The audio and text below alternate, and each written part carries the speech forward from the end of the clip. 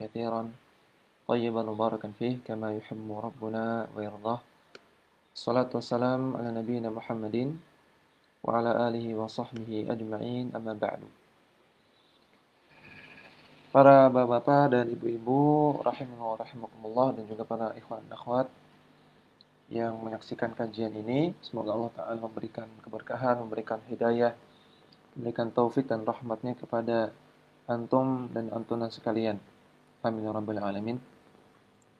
Alhamdulillah, segala puji dan syukur kita panjatkan kepada Allah Subhanahu wa taala karena semata-mata atas nikmat Allah, hidayah Allah, kesempatan dari Allah Subhanahu wa taala kita bisa berkumpul di majelis online ini dengan segala keterbatasan, dengan masih di tengah kondisi pandemi dan keadaan-keadaan yang lainnya. Allah Ta'ala masih memberikan kita kesempatan untuk belajar agama, untuk terus memperdalam ilmu kita dalam memahami agama Allah, menghilangkan kejahilan dari diri kita, agar kita bisa menyembah Allah Subhanahu wa taala sebagaimana yang Allah inginkan.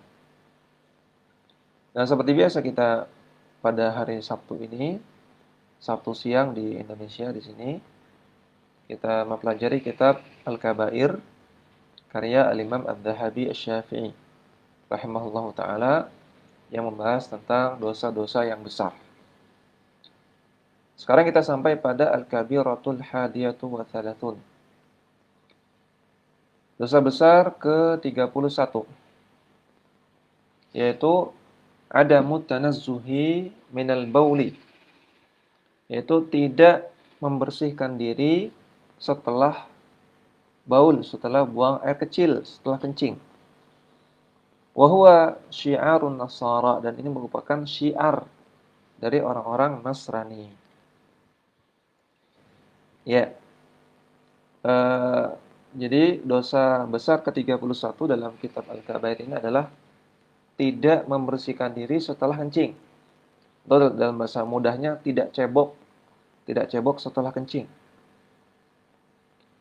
Dan kata Adz-Dzahabi ini adalah syiarnya orang-orang Nasrani. Apa sih syiar itu?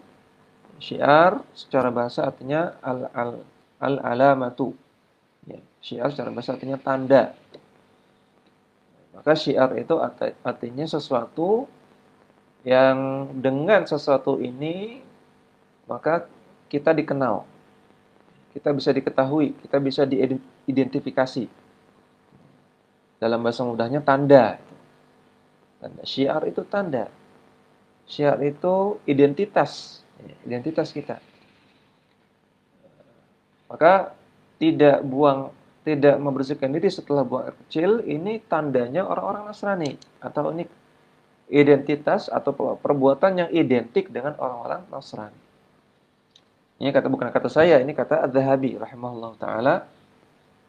Dan kalau kita lihat, apalagi ibu-ibu, bapak yang tinggal di luar negeri ya, di Swedia, di Belanda, macam-macam, mungkin banyak koleganya, banyak temannya orang Nasrani, maka nanti biasanya akan bisa membuktikan bahwasanya mereka jarang yang namanya cebok itu jarang.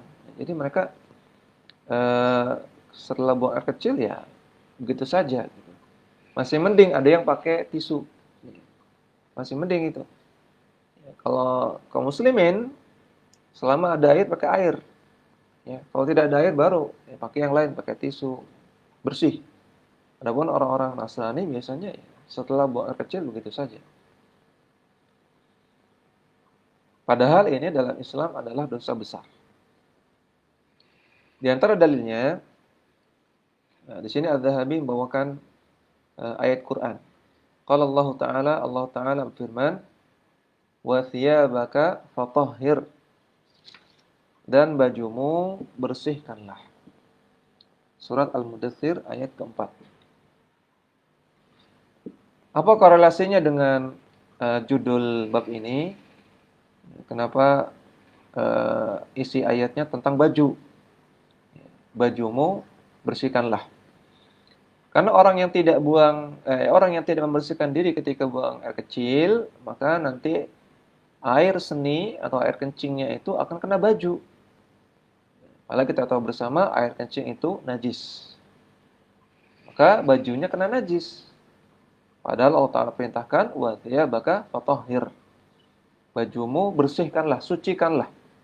Ya, tahhir artinya sucikanlah. Tidak sekadar bersih, namun suci. Suci itu artinya tidak najis. Ya, suci itu lawan dari najis. Jadi beda antara suci dengan bersih. Ya, kalau suci dalam istilah syar'i dalam masalah agama. Ya. Ada benda-benda yang mungkin menurut manusia itu bersih, namun tidak suci dalam pandangan agama. Ada benda-benda yang menurut manusia itu kotor, namun dalam pandang syariat tidak najis. Ya. Seperti misalnya kulit babi yang disamak, ya kemudian dibikin tas atau dibikin baju mungkin, dibikin dompet. Maka bagi sebagian orang anggapnya ini bersih karena sudah disamak, sudah dipanaskan, sudah disterilisasi. Bagi sebagian orang ini menganggapnya bersih. Namun apakah suci? Jawabannya tidak. Semua bagian tubuh babi semuanya najis dan tidak bisa disamak, tidak bisa bersih dengan cara disamak. Disamak itu dikeringkan, disamak itu dibersihkan daging-dagingnya, ya kemudian dibersihkan darahnya, kemudian dikeringkan. Itu namanya disamak. Kulit Ya, kulit-kulit yang selain babi itu pada umumnya bisa suci dengan cara disamak. Tapi kalau babi nggak bisa. Kulit babi walaupun disamak, walaupun dicuci pakai deterjen 100 kali, tetap najis dalam pandangan agama. Kemudian ada benda yang menurut manusia kotor namun tidak najis. Contohnya tanah. Ya.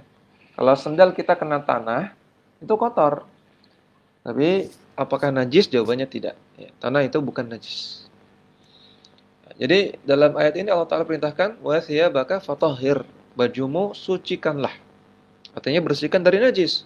Sedangkan orang yang tidak cebok, orang yang tidak membersihkan diri setelah kencing, maka dia secara tidak langsung menajiskan bajunya. Membuat bajunya terkena najis. Maka bertentangan dengan perintah ayat ini. Allah perintahkan A, dia malah lakukan B yang sebaliknya. Maka ini bertentangan dengan ayat. Kemudian Az-Zahabi rahimahullah membawakan hadis. Beliau mengatakan, wa qala Nabi sallallahu alaihi wasallam, Nabi SAW bersabda, wa marra biqabraini. Suatu hari beliau lewat di dua buah kuburan. Kemudian Nabi bersabda, innahuma yu'adzabani. Sesungguhnya kedua mayit di dalam kubur ini sedang diazab. Wa ma yu'adzabani fi kabirin. Dan tidaklah mereka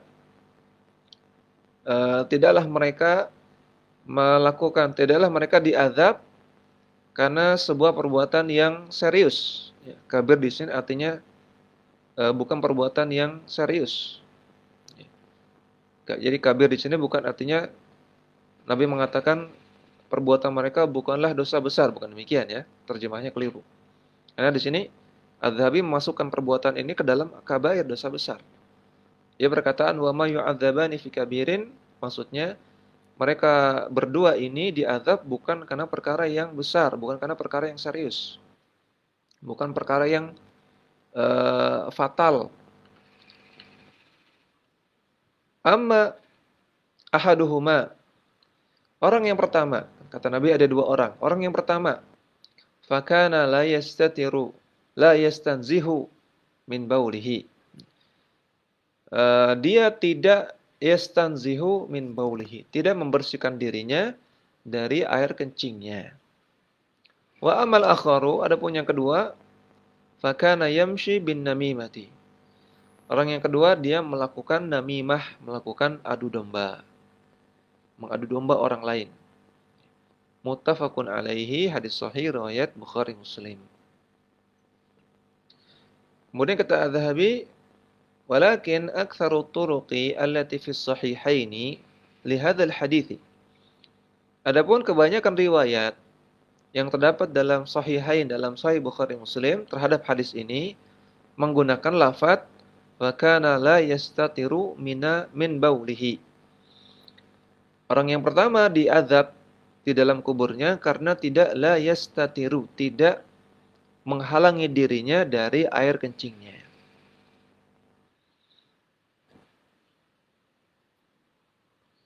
Ini dalam riwayat Bukhari Muslim.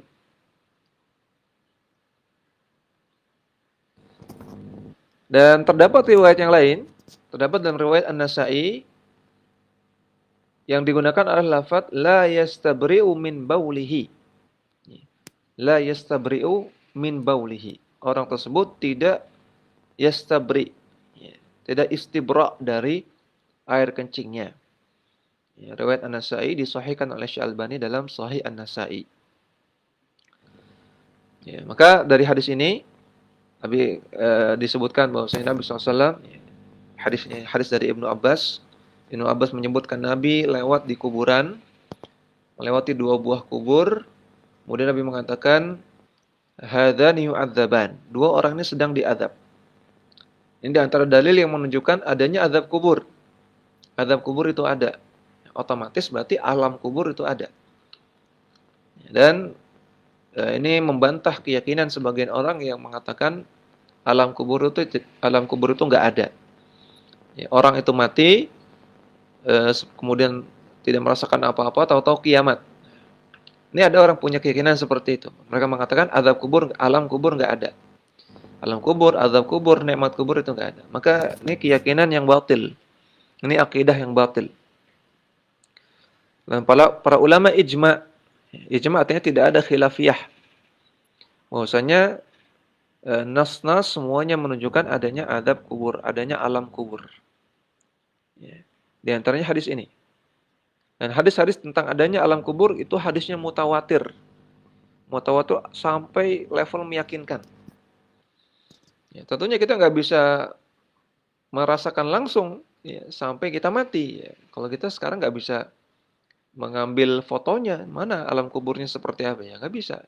Mungkin kita iman kepada Al-Quran dan As-Sunnah. Ya, kata Nabi, hadzani yu'adzaban. 2 orang sedang diazab kubur. Kemudian Nabi mengatakan, wa ma yu'adzabani fi kabir. 2 orang ini tidak diazab karena perkara yang besar, perkara yang serius.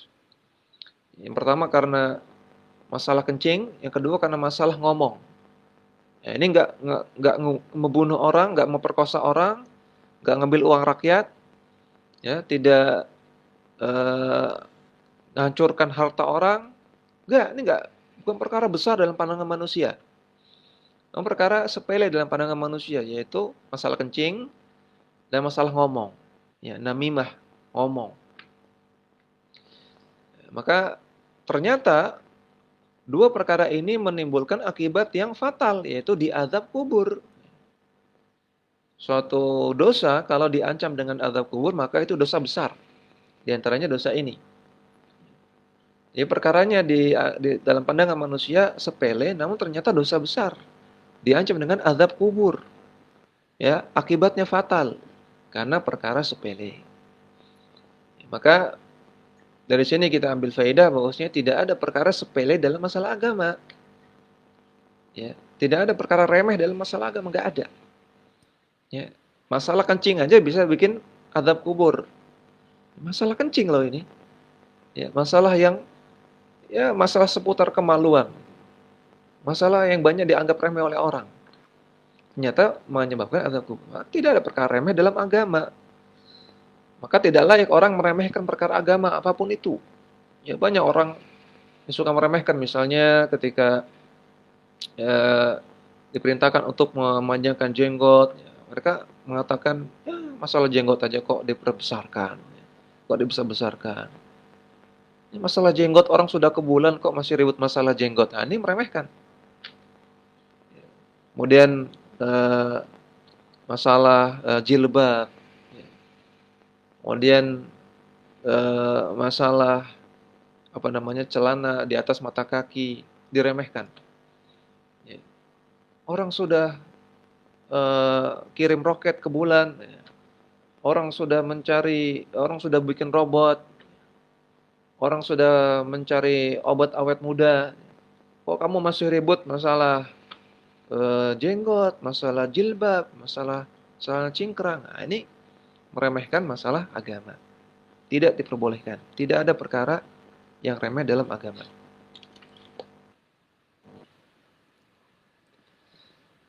Kemudian di dalam hadis ini Nabi mengatakan dua perkara yang merupakan dosa besar adalah yang pertama la yastanzihu min baulihi.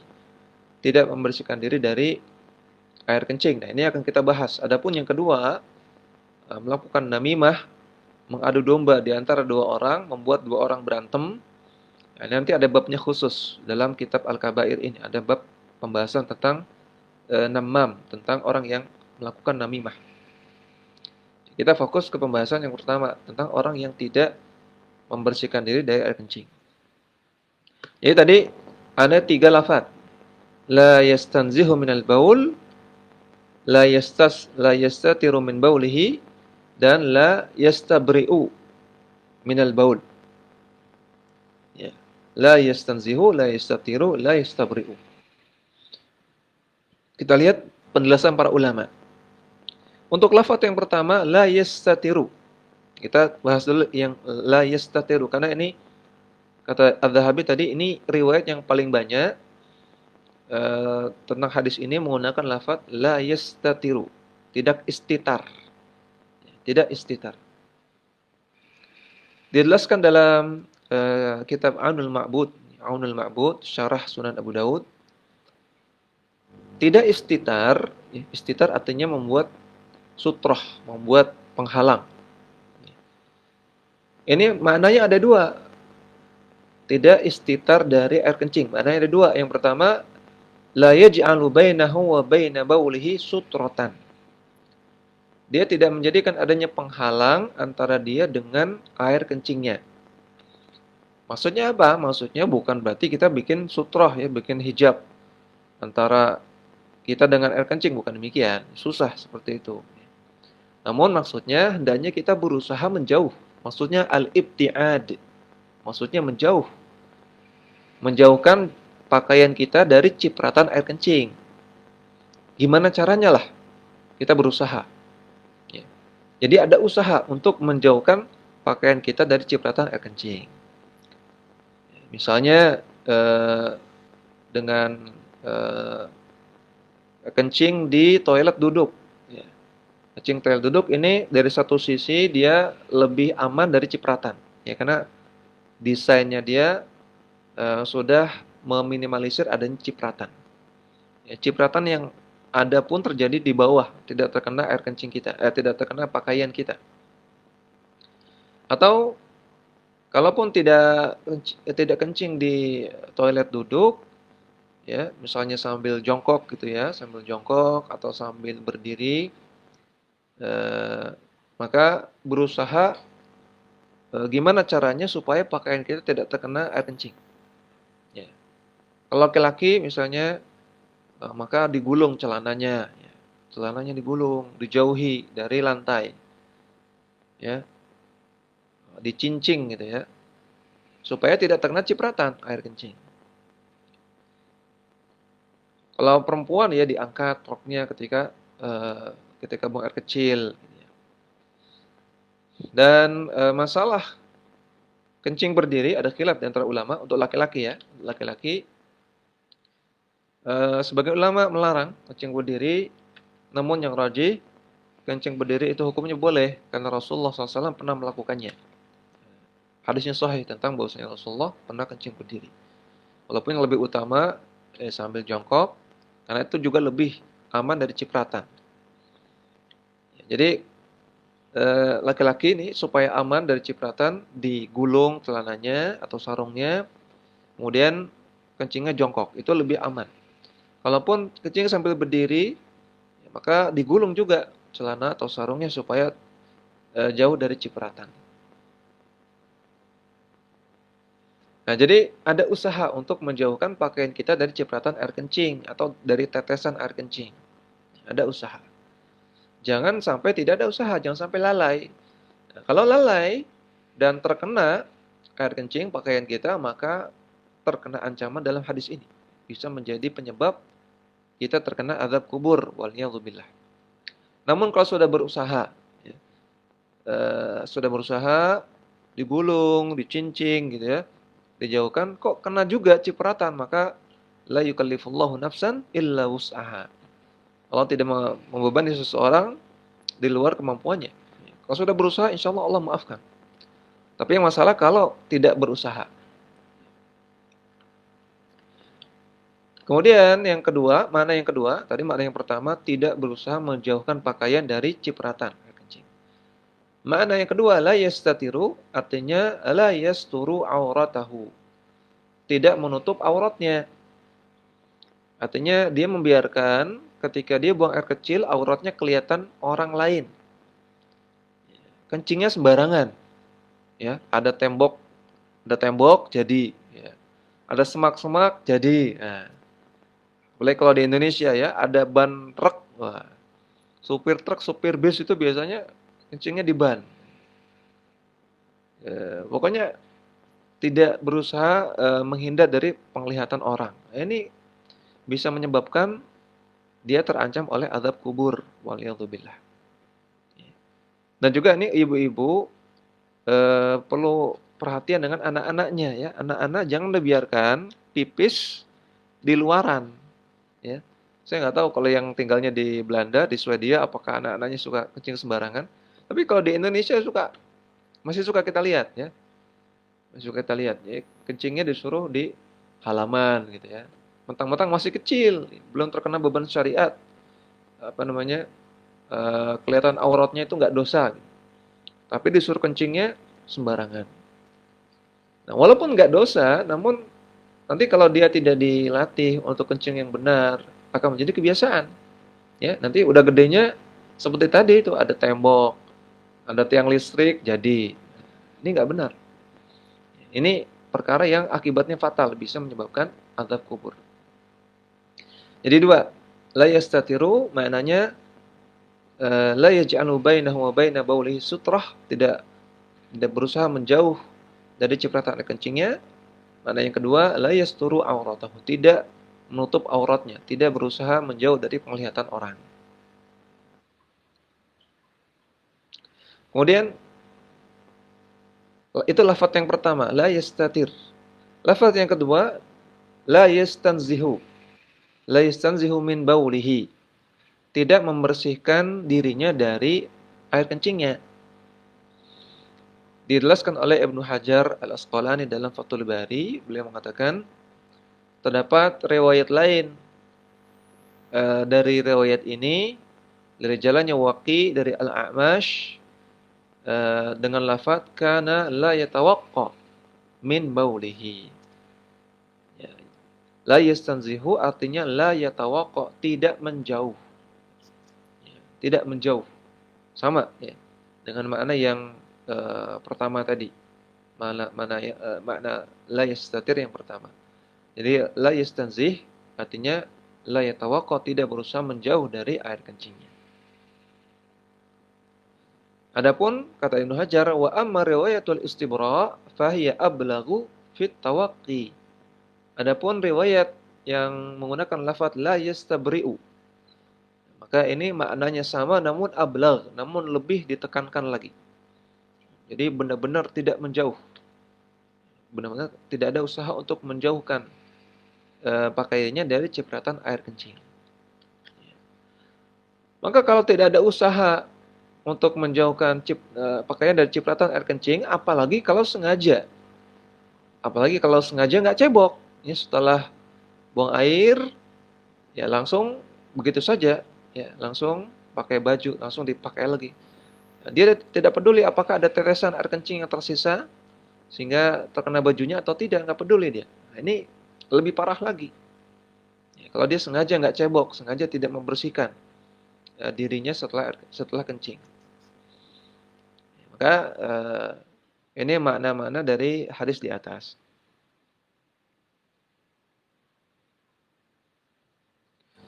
Kemudian Al-Imam Adz-Dzahabi membawakan hadis yang lain. Wa an Anasin radhiyallahu anhu, dari Anas bin Malik radhiyallahu anhu, anna Nabi sallallahu alaihi wasallam qala, dan Nabi sallallahu alaihi wasallam beliau bersabda, tanazzahu minal bauli, bersihkanlah diri kalian dari air kencing. Fa inna amata adzabil qabri minhu, karena kebanyakan azab kubur terjadi karena masalah ini, karena masalah tidak membersihkan diri dari air kencing. Rawahu ad-Daruqutni, kata Adz-Dzahabi ini riwayat Daruqutni. Kita lihat di sini penjelasan Syekh masyhur Hasan Al-Salman.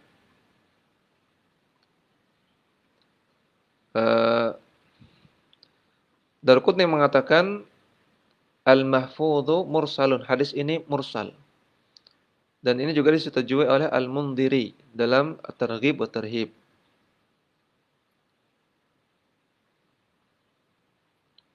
Namun hadis ini memiliki syahid yang sahih dari hadis Abu Hurairah, sehingga hadisnya sahih.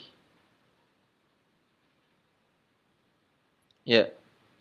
Jadi hadis ini sanadnya sahih. Nabi mengatakan, bersihkanlah diri kalian dari air kencing, ya, karena kebanyakan azab kubur terjadi karena masalah ini. Kemudian kata Adz-Dzahabi di sini, thumma inna man lam yataharras inna man lam yahtariz minal bauli fi badanihi wa thiyabihi fa salatuhu ghairu maqbulatin. Orang yang tidak membersihkan dirinya dari air kencing yang terkena di badannya atau di bajunya, maka salatnya tidak diterima. Ya, karena bersihnya diri dari najis, bersihnya diri dan pakaian dari najis itu merupakan syarat sah dari wudu dan syarat sah dari salat. Maka kalau tidak dilakukan, wudu tidak sah dan juga berarti salatnya tidak sah. Jadi bersih dari najis itu merupakan syarat. Ya, syarat itu apa sih? Ya, kita sedikit faedah. Ya. Syarat artinya alladzi yalzimu min adamihi al-adam.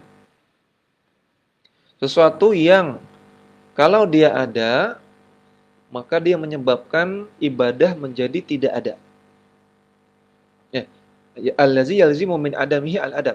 Sesuatu yang kalau dia tidak ada, salah. Sesuatu yang kalau dia tidak ada, maka menyebabkan ibadah tidak ada. Ya. Syarat. Ya, misalnya syarat salat adalah wudu. Syarat salat adalah wudu. Kalau wudunya nggak ada, maka salatnya dianggap tidak ada, tidak terjadi.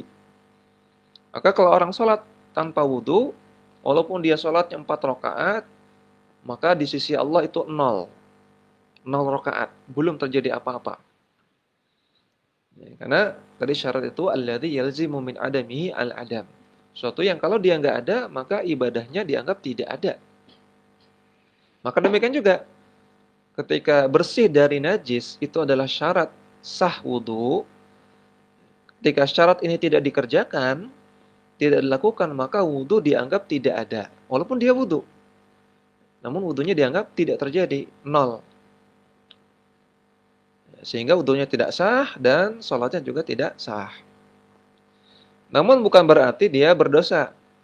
Ya, bukan berarti dia berdosa. Jadi bedakan antara masalah sah tidak sah dengan masalah dosa. Ya, bedakan antara hukum taklifi terkait dosa tidak dosa, dengan hukum wad'i. Hukum wad'i itu terkait dengan sah tidak sah. Ini beda. Ya. Terkadang ada orang nggak sah namun dia nggak dosa. Contohnya ini. Ya, kalau ada orang wudu, kalau ada orang tidak cebok ya, setelah kencing tidak cebok karena dia jahil, nggak belajar agama, awam gitu ya, dia kencing sembarangan aja, ya, air kencingnya nyiprat ke celananya, nyiprat ke bajunya, ya, kemudian dia wudu, dia sholat, maka wudu dan sholatnya tidak sah. Namun apakah dia dosa? Jawabannya tidak dosa karena dia jahil, karena dia awam, nggak tahu. Namun sholatnya tetap 0, tidak diterima oleh Allah. walaupun dia tidak dosa. Namun kan dia rugi, nggak dapat pahala sholat. Sholatnya sia-sia. Tapi apakah dia dosa? Tidak. Karena dia awam, jahil. Kemudian terkadang ada ibadah yang eh, ya, dia dosa, namun sah. Ibadahnya sah, namun dia dosa. Contohnya, orang yang berbohong ketika puasa. Orang ketika puasa, maka kalau dia berbohong dosa. Karena berbohong, bohong itu dosa. Bahkan sebagian ulama mengatakan bohong itu dosa besar. Ya, kita sudah pernah bahas. Namun apakah dengan bohong itu puasanya batal, puasanya tidak sah? Jawabannya tidak. Karena bohong bukan pembatal puasa, bukan. Ya, puasanya sah, namun dia dosa. Jadi beda antara masalah sah tidak sah dengan masalah dosa tidak dosa. Nah, jadi orang yang tidak cebok setelah wudhu atau tidak cebok setelah buang air kecil setelah kencing, atau dia tidak berusaha menjauhkan diri dari air kencing, ya, maka dia bisa menyebabkan wudhu dan sholatnya tidak sah. Walaupun bisa jadi dia nggak dosa, ya. Dan bisa jadi dia dosa juga karena dia tidak ada kemauan untuk belajar agama. Kalau dia tuh awam karena memang nggak mau belajar, maka dia dosa. Ya. Dia nggak ngerti cara cebok, ya, nggak ngerti cara bersuci, nggak ngerti cara wudhu, nggak ngerti masalah adab-adab buang hajat karena dia memang nggak mau belajar. Padahal ustadznya ada, bukunya ada, sarananya ada, namun dia nggak mau belajar, malas. Nah, maka ketika itu dia sudah tidak sah ibadahnya plus dosa juga, ya. Maka ini perlu diperhatikan.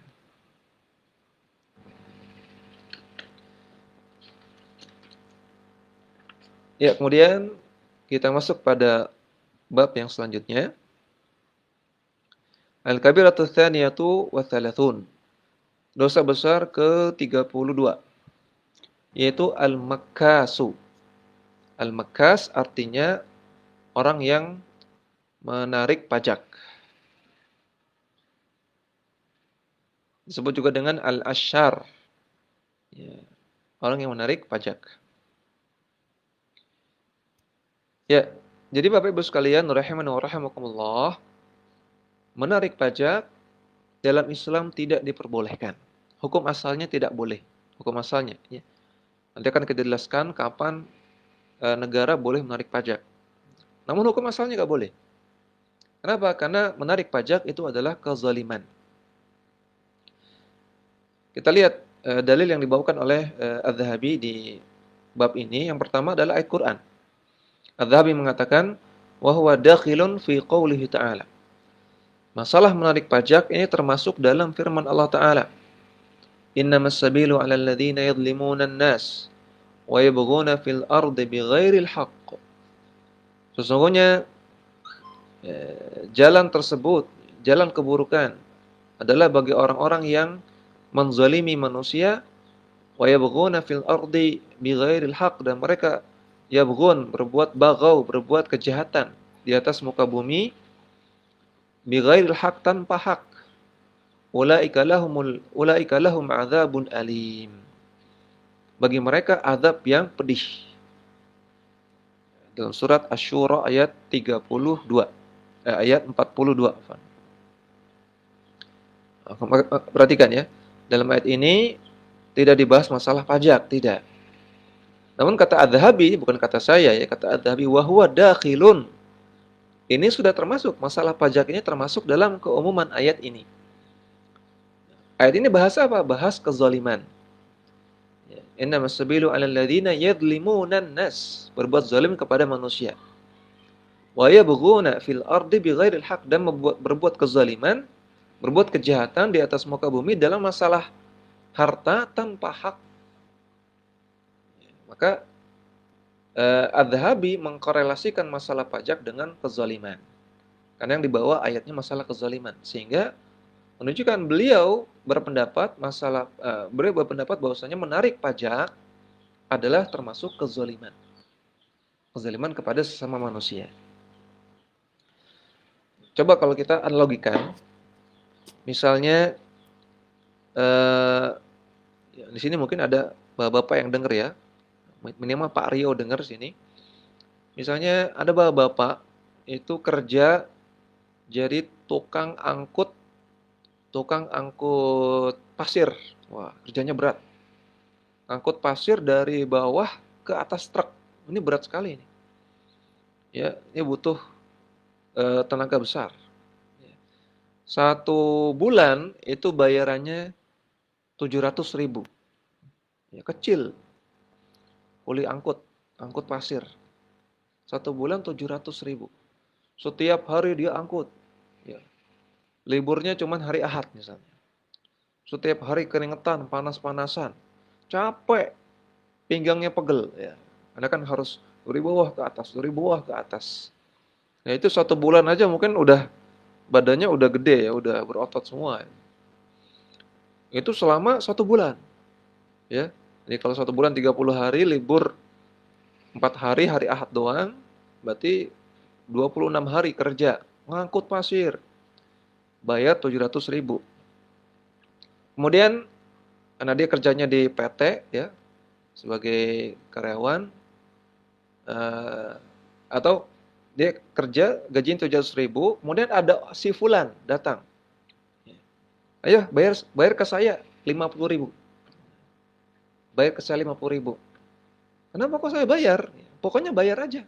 Kamu kan sudah kerja di sini, bayar 50.000 karena kamu sudah kerja. Jadi dia gaji 700.000, kemudian ditarik oleh orang yang nggak dikenal siapa, nggak tahu alasannya apa, ditarik 50.000 sehingga dia tinggal 650.000 gajinya. Nah ini seperti ini zalim apa enggak? Sudah kerja 24 hari, capek, panas-panasan, dibayar kecil 700.000, ditarik lagi 50.000. Ini orang yang narik ini zalim apa enggak? Ya, mungkin ibu-ibu mengatakan, wah itu preman Ustaz. Ya, itu perampok itu. Wah, orang nggak ada alasan apa-apa kok main narik-narik aja. Ya, narik upeti, narik, ini malak ya. Kalau bahasa orang Jakarta malak. Yang kerja saya, dia nggak mau ngapain kok dia nikmati 50.000. Ya. Ini maka 50.000 ini diambil tanpa hak, dia nggak ada hak nih. Yang kerja saya, yang kerja yang si kuli ini. Ya, tapi diambil 50.000 dia nggak mau ngapain. Nah, maka ini ngambil uang tanpa hak. Contoh yang kedua, ibu-ibu belanja. Ibu-ibu belanja ke warung, kebutuhan rumah tangga, beli beras, terigu, gula, kopi, gitu ya, minyak goreng. Total belanjaan 350.000. Ujuk-ujuk ada datang laki-laki, tatoan, Bu, karena ibu belanja di sini, saya tarik ibu 20.000. Loh, kok kenapa ditarik 20.000? Apa alasannya? Ya pokoknya bayar aja. Nggak ada alasan, pokoknya bayar 20.000. Maka orang yang narik 20.000 ini zalim apa enggak? Jawabannya zalim. Apa urusannya dia? Gitu. Nggak dikenal siapa, nggak tahu alasannya apa, narik 20.000. Kan belanja uang saya, ya. Dia nggak apa-ngapain, dia nggak ngelayani saya, kok narik 20.000. Ya, 20.000 ini uang saya diambil tanpa hak. Jadi si ibu ini harus keluar uang 370.000. Nah, dua analogi tadi ini kasus yang terjadi dalam pajak. Orang kerja sebulan dapat gaji, ditarik pajak sekian persen, pajak penghasilan. Nggak ada alasan apa-apa ya, karena dia kerja aja, karena dia dapat gaji ditarik. Belanja di warung, belanja di toko, tidak ada alasan apa-apa, ditarik uang pajak belanja. Pajak belanja, PPN, pajak perbelanjaan atau apa ya, PPN itu. Padahal nggak apa-ngapain tuh yang narik itu. Nggak ada alasan apa-apa, karena kita belanja aja kita ditarik. Nggak ada korelasinya, nggak ada hubungannya kok kita ditarik. Uang saya, nah kok kita ditarik. Nah itulah pajak itu zalim. Ya, mengambil uang orang tanpa hak. Walaupun cuma sekian persen, walaupun mungkin kecil, ya, cuma sekian ribu, tapi kan itu harta orang lain. Harta orang lain kan hukum asalnya haram, nggak boleh kita ambil. Ya, maka kita lihat di sini dalam hadis ancaman terhadap orang-orang yang menarik pajak itu sangat-sangat ngeri sekali. Adz-Dzahabi mengatakan wa fil hadits, dalam hadis fi zaniyati allati taharat nafsaha birrajmi, tentang seorang pezina yang ingin membersihkan dirinya dengan rajam. Artinya di zaman Nabi ada seorang wanita yang mengaku sendiri, dia ngaku bahwasanya dia telah berzina. Dan Nabi SAW sudah berusaha mencari alasan, mencari keringanan buat dia supaya dia tidak dirajam. Namun dia sendiri yang ingin membersihkan dirinya supaya hilang dosa-dosanya, dia ingin dirajam. Maka Rasulullah pun rajam.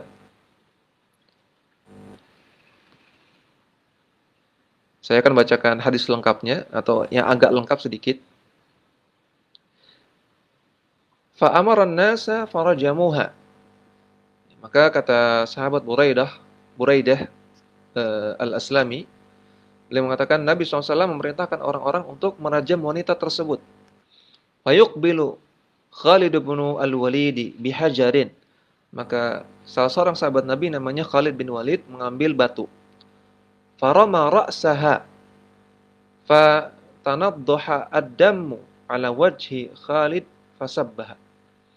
Khalid bin Walid merajam. Merajam itu kan artinya pelaku zina ini ditanam setengah badannya di tanah, kemudian dari jarak sekian meter dilempar batu yang tajam sampai meninggal. Ini ngeri sekali. Mungkin ibu-ibu nggak tahan melihatnya. Ini karena perbuatan zina sangat menjijikkan, ya, sangat fatal, sehingga hukumannya pun sangat-sangat ngeri. Jadi dilempar oleh Khalid bin Walid dengan batu, kena kepalanya, kemudian muncrat darahnya kena Khalid. Fasabbaha, karena kena cipratan darah, maka Khalid bin Walid secara refleks mencela wanita tersebut. Ya, kira-kira dasar wanita pezina seperti itu. Dasar kamu pelaku dosa, ya, pelaku dosa besar, pelaku perbuatan menjijikan, seperti itu kira-kira. Fasami'a Nabi sallallahu alaihi wasallam iyyaha. Fasami'a Nabi sallallahu alaihi wasallam sabbahu iyyaha.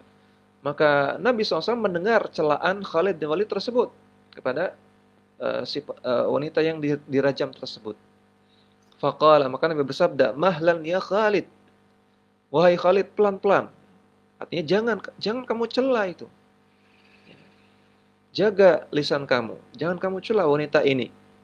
Fawalladzi nafsi biyadihi laqad tabat taubatan law tabaha sahibu maksin la ghufira lahu. Karena sungguh dia telah bertobat, demi Allah. Dia telah bertobat dengan sebuah tobat yang andaikan sahibu maksin, penarik pajak, bertobat dengan tobatnya dia, la ghufira lahu, maka si penarik pajak ini diampuni oleh Allah. Tsumma amara biha fa shalla 'alaiha wa dufinat. Kemudian Nabi perintahkan wanita tersebut ketika sudah mati dirajam, maka Nabi salatkan dan dikuburkan, ya. Jadi ini wanita terhormat, ya, karena dia bertaubat, dia mengakui kesalahannya dan dia ingin membersihkan diri, bahkan disalatkan oleh Nabi. Luar biasa mulia. Disalatkan oleh Nabi SAW. Namun di sini Nabi katakan wanita ini telah bertaubat dengan taubat yang besar, yang andaikan sahibu maksin tabaha, andaikan seorang penarik pajak bertaubat dengan taubatnya dia, la ghufira lahu, maka dia akan diampuni. Hadisnya sahih riwayat Muslim. Maka perhatikan, dalam hadis ini Nabi SAW menyamakan dosa narik pajak dengan dosa berzina. Karena kata Nabi, andaikan wanita pezina ini, andaikan penarik pajak bertobat dengan tobatnya wanita pezina ini, maka penarik pajak diampuni dosanya. Berarti setara dosanya penarik pajak dengan pezina. Nah, berarti luar biasa, ya, betapa tercelanya perbuatan menarik pajak. Dan dalam hadis yang lain tidak disebutkan oleh Adz-Dzahabi di sini bahwasanya Rasulullah bersabda, la yadkhulul jannata sahibu maksin. Tidak masuk surga penarik pajak, orang yang menarik pajak. Kata Nabi, tidak masuk surga, la yadkhulul jannata sahibu maksin. Hadis riwayat Abu Daud, Imam Ahmad, dan ada perselisihan di antara ulama tentang status hadis ini. Disahihkan oleh Al-Aini dan juga Az-Zarqani, dihasankan oleh Ibnu Hajar dan juga oleh Syekh Syu'aib Al-Arnaud, namun juga memang didhaifkan oleh Syekh Al-Albani. Ya. Wallahu alam, saya belum menelaah lebih lanjut mengenai sanad-sanadnya. Namun andaikan hadis ini lemah, sudah cukup bagi kita hadis yang pertama tadi, hadis riwayat Muslim. Hadisnya sahih. Yang menunjukkan tercelanya penarik pajak, disamakan oleh Nabi sebagai seperti dosanya pezina. Apalagi kalau hadis ini sahih, la yadkhulul jannata sahibu maksin. Tidak masuk surga orang yang menarik pajak. Maka ini menunjukkan menarik pajak ini perbuatan tercela dan merupakan kezaliman dan merupakan kabair, merupakan dosa besar. Ya, maka siapapun yang kerjanya menarik pajak, ya, yang kerjanya jadi pegawai pajak, bukan berbangga, ya, bukan senang, walaupun memang uangnya banyak. Ya. Menarik pajak itu mungkin profesi yang diidam-idamkan oleh sebagian orang karena basah sekali, uangnya banyak, cepat kaya. Namun andaikan dia tahu di balik itu pekerjaan yang mengerikan. Banyak ancamannya dalam syariat. Ya, disamakan dosanya dengan dosa pezina. Ya, waliyadzubillah. Dan para ulama menjelaskan, secara umum pajak itu ada dua. Ada al-makas, ya, tadi sahibu maksin, makas. Yang pertama makas, yang kedua ar-rusum. Makas itu pajak yang diambil tanpa ada timbal balik. Tadi kita belanja, kok kita ditarik uang? Memang kita dapat apa? Nggak ada pelayanan apa-apa kok ditarik uang. Kita kerja pakai keringat kita, tenaga kita, pikiran kita. Nah, kok kita ditarik pajak penghasilan? Apa urusannya kok kita ditarik uang? Harusnya kita dibayar, kerja itu dibayar malah ditarik. Nah, ini makas. Nah, yang kedua rusum. Itu pajak yang ada timbal baliknya, seperti misalnya bea tol. Ya, itu kan pajak ya. Bapak Ibu yang pakai jalan tol bayar uang tol. Nah, uang tol pajak. Tapi ada timbal baliknya, layanan jalan tol bebas hambatan. Walaupun kadang-kadang masih ada hambatan juga ya kalau di Jakarta. Ya, namun itu pajak yang boleh, rusum. Contoh yang lain seperti biaya peron. Ya, kalau masuk ke terminal, masuk ke stasiun itu ada pajak stasiun, pajak airport, pajak terminal, ya. Pajak airport misalnya 25.000. Kita dapat fasilitas, AC, ada tempat duduk, ada toilet. Ya, maka ini termasuk pajak yang boleh. Ya. Namun pajak yang serta-merta ujuk-ujuk ditarik dari kita tanpa ada apa-apa, maka ini makas. Hukumnya tidak diperbolehkan. Kemudian tentang bekerja di kantor pajak, difatwakan oleh Al-Lajnah Ad-Daimah ketika ditanya bagaimana hukum kerja di kantor pajak. Mereka mengatakan idza kana al-amalu bimaslahatid dharaib ala sifatil lati dzakarta fa huwa muharramun aidan. Kerja di kantor pajak sebagaimana bekerja di kantor pajak yang menjadi bagian yang mendukung kemaslahatan penarikan pajak, ya, maka hukumnya muharram aidan, hukumnya haram. Lima fihi minadh-dhulmi wal i'tisaf. Karena dalam pekerjaan tersebut ada unsur kezaliman dan kesewenang-wenangan. Walima fihi min iqraril muharramat wa jabayatid dharaib 'alaiha. Dan juga membiarkan barang-barang yang haram, menyetujui barang-barang yang haram dan mengambil pajak atas barang-barang yang haram tersebut. Ini fatwa Al-Lajnah Ad-Daimah.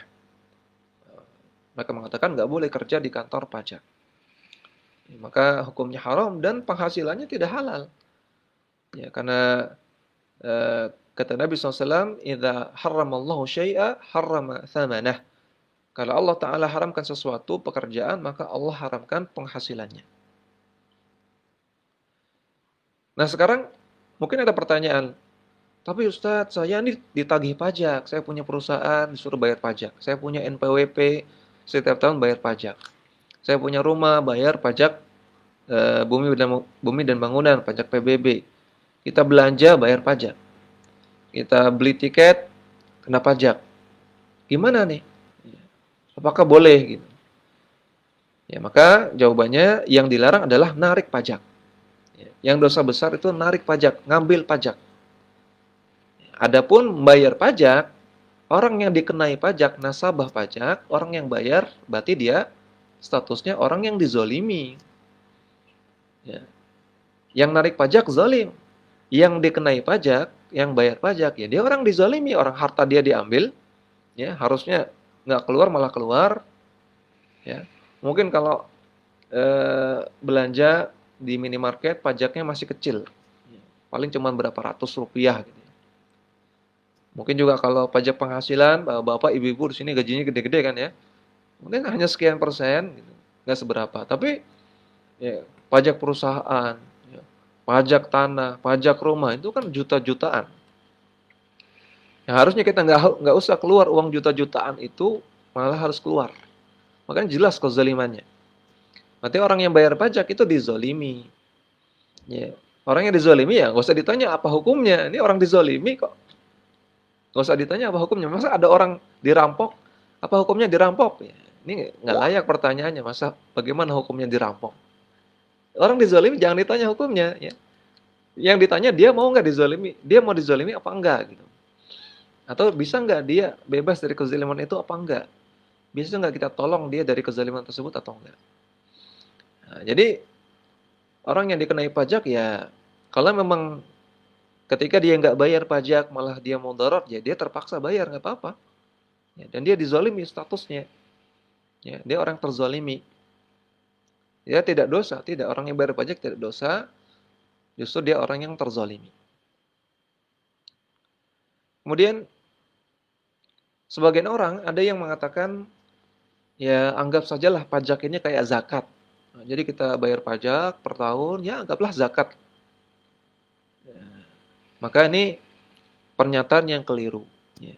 Pajak dengan zakat itu beda. Jadi Islam ini sudah sempurna. Ya. Segala sesuatu sudah ada pembahasannya.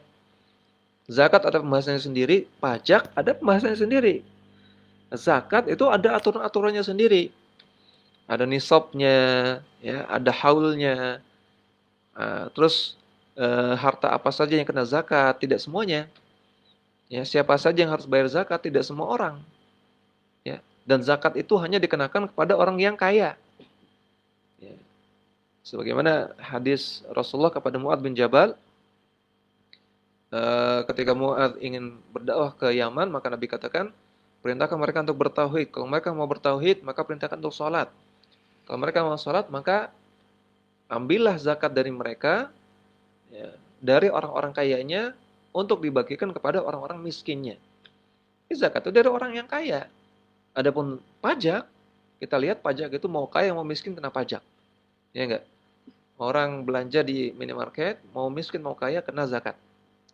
Ya, pajak belanja. Orang kerja, mau gajinya kecil mau gajinya besar, kena potongan pajak penghasilan.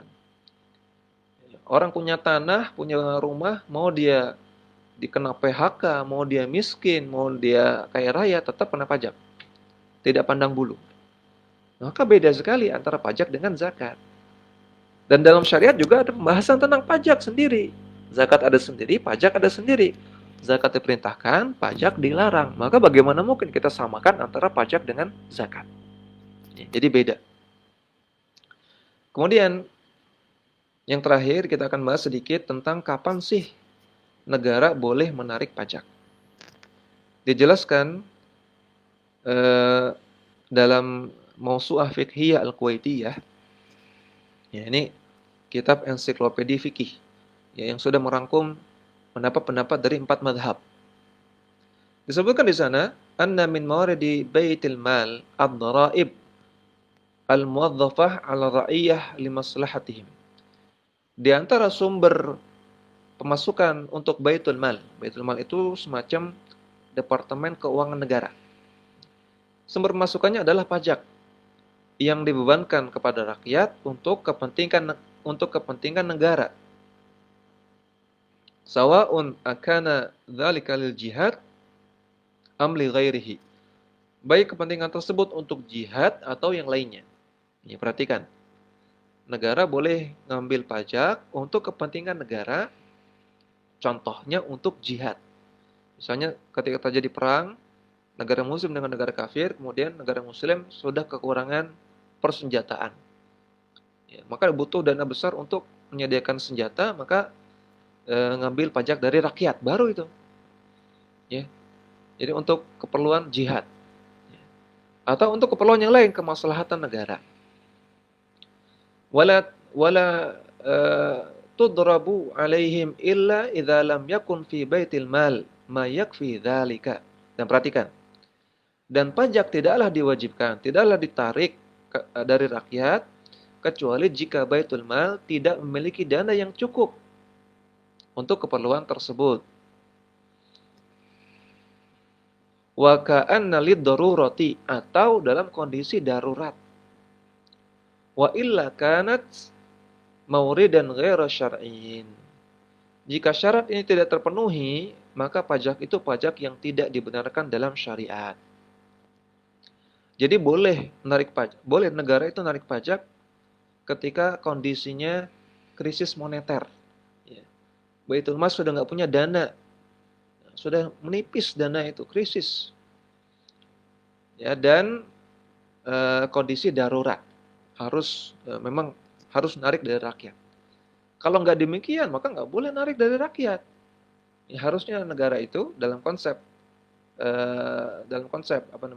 siasah syariah, dan konsep kepemimpinan Islam, seharusnya idealnya negara itu ngasih rakyat, ya, pendidikan kasih, kesehatan kasih, air gratis, ini gratis, harusnya demikian idealnya, bukan malah narik. Andai kan negara belum bisa ngasih, minimal jangan narik. Ini konsep ideal ya, kita tidak membahas masalah negara kita, ini masalahnya kompleks ya. Namun intinya negara boleh menarik pajak kalau moneter itu krisis atau kondisi darurat. Adapun kalau keuangan masih sehat, ya, kas negara masih banyak, apalagi sumber daya alam masih banyak, maka tidak boleh menarik pajak.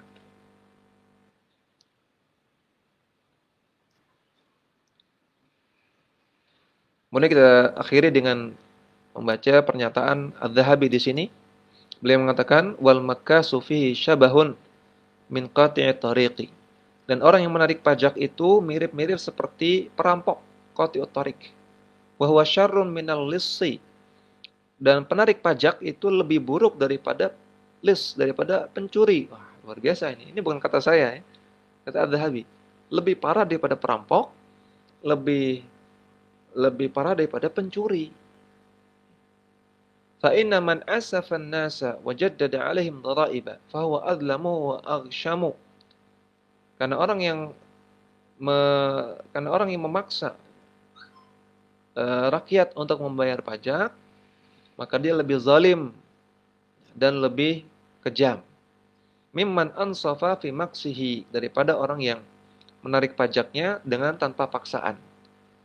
Wa rafaqa bi ra'iyatihi, dan berlemah lembut kepada rakyatnya.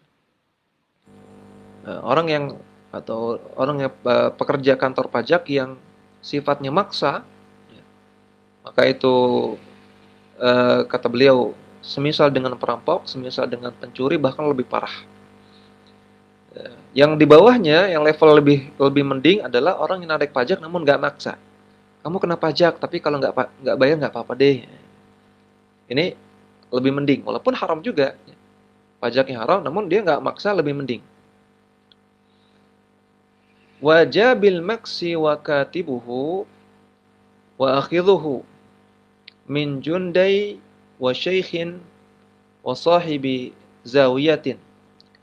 Dan orang yang menarik pajak dan orang yang mencatat pajak, ya, itu termasuk jundai, termasuk para pasukan, pasukan pajak, wa syaikhin wa sahibi zawiyatin, dan seperti juragan dan sahib, juragan dan karyawan dari sebuah zawiyah, sebuah penyimpangan. Syuraka fil wizri, mereka semua sama-sama dapat dosa. Akiluna lisuhti, dan mereka memakan harta yang haram. Jadi kata Az-Zahabi, yang narik pajak, yang nampung pajak, yang nyatat pajak, ya semuanya lah yang ada hubungannya dengan pajak, yang kerjanya di kantor pajak, maka itu pasukan-pasukan pajak, kata Az-Zahabi, dan mereka syuraka fil wizri, mereka sama-sama dosanya, dan mereka memakan harta haram. Ini kata Az-Zahabi ya, bukan kata saya. Kemudian beliau tutup dengan doa, fanas'alullaha al-afiyata fid dunya wal akhirah bimannihi wa karamihi innahu ala kulli syai'in qadir. Kita mohon kepada Allah keselamatan dari segala musibah dan juga dosa-dosa di dunia dan di akhirat. Dan kita juga mohon kepada Allah segala nikmat dan kemurahannya. Sesungguhnya Allah Maha Kuasa atas segala sesuatu. Seakan-akan dengan membaca doa ini, Az-Zahabi menjawab perkataan orang-orang, ya kalau nggak kerja di pajak terus di mana dong? Ya kata Az-Zahabi, ya dijawab dengan doa. Ya mudah-mudahan Allah mudahkan kamu untuk cari kerja yang lain. Sesungguhnya Allah Maha Kuasa atas segala sesuatu. Rezeki dari Allah, jangan khawatir nggak dapat rezeki. Bumi Allah itu luas, kerjaan itu banyak. Ya, masih banyak, ada jutaan lapangan pekerjaan yang bisa kita lakukan. Minimal jadi, andai kan nggak ada kerjaan, andai kan nggak ada kerjaan, jadi tukang parkir kan bisa. Yang penting halal. Ya tukang parkir, jualan koran. Andai kan orang nggak punya kerjaan, andai kan dipecat, kan bisa jadi tukang parkir, jualan koran, walaupun nggak seberapa, yang penting halal. Yang penting tetap punya penghasilan. Ya, apalagi zaman sekarang bisa jadi ojek online, bisa buka toko online, luar biasa banyak sekali. Alhamdulillah Allah mudahkan ya cara untuk nyari uang zaman sekarang. Jadi jangan khawatir, jangan merasa ketika kehilangan kerjaan kok seperti dunia mau berakhir, nggak ada kerjaan lain. Ini pemikiran yang terlalu dangkal. Jadi insya Allah banyak pekerjaan yang lain. Demikian, mudah-mudahan bermanfaat. Wassallallahu ala nabiyina Muhammadin wa ala alihi wa sahbihi wasallam. Kita persilahkan jika ada pertanyaan. Baik, dipersilakan Bapak Ibu yang memiliki pertanyaan bisa langsung atau melalui di kolom chat. Di sini sudah ada pertanyaan yang masuk di kolom chat dari Umi Zubaidah. Saya bacakan saja, Ustaz. Ya, tolong dibacakan. Pajak dalam bahasa Inggris itu apa? Insurance ya, karena di Singapura itu gaji dipotong karena alasan sebagai simpanan untuk uang pensiun, mungkin maksudnya pensiun ya, pensiun juga untuk beli rumah, untuk kesehatan. Ya. Itu dari Ibu Zubaidah ya. Ya. Pajak dalam bahasa Inggris itu tax, betul kata Bu Nur ini ya. Pajak dalam bahasa Inggris itu tax, walaupun saya nggak terlalu pintar bahasa Inggris, tapi saya tahu ya. Jadi beda dengan insurance. Insurance itu asuransi. Nah sekarang gimana kalau gajinya dipotong untuk insurance? Berarti ini sudah di luar pembahasan ya. Insurance itu pembahasannya beda lagi ya. Insurance itu juga hukumnya haram karena ada gharar. Ya, ada gharar dan maisir. Yang paling jelas itu maisir. Maisir itu sering diterjemahkan judi ya. Namun maisir adalah akad. Semua akad yang ketika kita melakukan akad, kita nggak tahu akan dapat apa. Ya, kita nggak tahu akan dapat untung atau buntung. Kita nggak tahu. Ya, ujungnya nanti jadi apa nggak tahu. Kalau kita jual beli kan kita misalnya beli beli makanan, beli mie ayam, harga 10.000, kita bayar 10.000, kita tahu kita akan dapat mie ayam. Ya. Itu jelas. Kita bayar, kita tahu dapat apa. Harusnya gitu jual beli. Sedangkan dalam akad maisir, ketika kita bayar, ketika kita berakad, kita nggak tahu jadi apa ini yang saya bayar ini. Jadi untung atau jadi buntung. Maka yang seperti itu namanya maisir. Demikianlah asuransi. Ketika kita bayar premi, premi awal, misalnya per bulan 500.000 kan ya, asuransi. Kita nggak tahu 500.000 nanti ini akan jadi apa, akan jadi berapa, nggak tahu, nggak jelas. Di bulan kedua kita bayar lagi 1 juta, semakin nggak jelas lagi. Bahkan kita dapat untung dan kita dapat uang kalau kita buntung, kalau kita sakit, kalau kita kecelakaan dan lain-lainnya. Ya, maka asuransi sangat jelas sekali maisirnya, sangat jelas sekali perjudiannya, unsur perjudiannya. Maka hukumnya haram karena mengandung unsur maisir, apalagi juga ada unsur gharar. Dan juga di zaman sekarang asuransi ada pernak-perniknya, sehingga banyak juga asuransi yang mengandung riba juga. Jadi asalnya asuransi tidak diperbolehkan. Namun ketika asuransi itu dipaksakan, misalnya dipaksakan oleh pemerintah atau dipaksakan oleh kantor, ya. Pokoknya gaji itu pasti kepotong untuk asuransi dan tidak mungkin ada opsi lain. Tidak ada opsi, nggak bisa mengekskludkan asuransinya, harus dipotong. Ya. Kalau memang demikian, maka kita nggak dosa karena kita nggak setuju, namun kantor yang motong. Namun yang halal untuk kita manfaatkan adalah sebesar premi yang pernah kita bayarkan. Misalnya kita gaji di kantor 10 juta. Setiap bulan dipotong untuk asuransi kesehatan 1 juta. Jadi kita terima bersih 9 juta. 1 juta, 1 juta, 1 juta sampai 5 tahun. Kita udah kerja 5 tahun dipotong sebulan 1 juta. Berarti 12 kali 5, 60 bulan dikasih 1 juta. 60 juta. Jadi kita selama 5 tahun sudah bayar premi 50 juta. Ya. Sudah bayar 60 juta, afwan. Bayar 60 juta ke perusahaan asuransi dari gaji kita yang dipotong tersebut. Maka ketika kita sakit, misalnya waliyadzubillah, yang mudah-mudahan nggak sakit.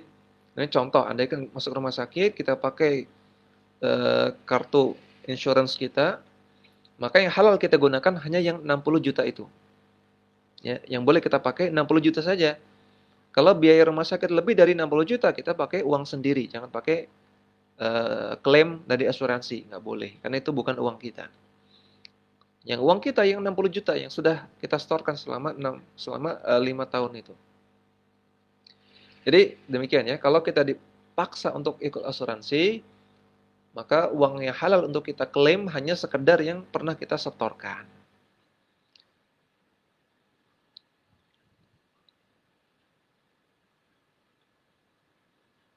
Ya, wallahu taala alam. Ada yang lain?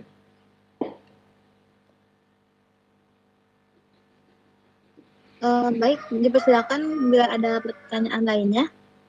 Bapak-bapak dan ibu-ibu bisa langsung atau melalui kolom chat.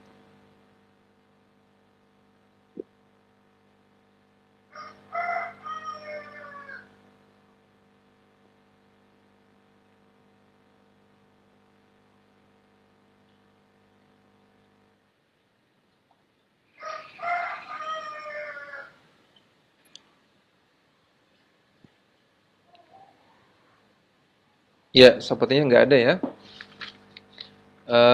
Buat mencontohnya kedua-duanya. Ya,